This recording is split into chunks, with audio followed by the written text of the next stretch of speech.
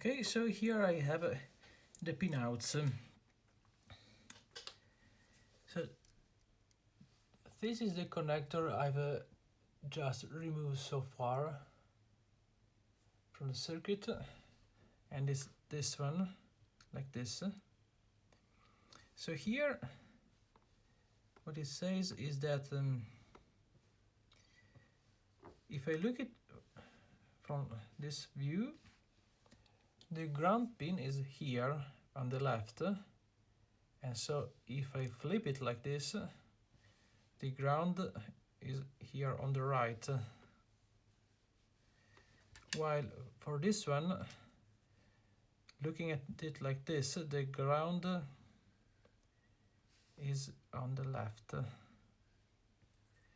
So if I want to have it on the right, I have to flip it like this, which means that if this is the circuit,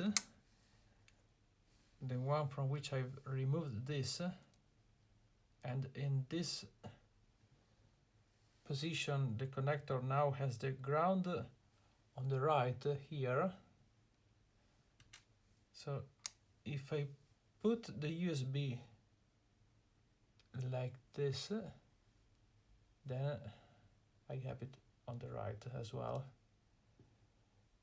So meanwhile I try to put this connector inside a USB receptacle on my laptop, and I found that I need to put it like this, not too much like this, because otherwise it cannot enter completely.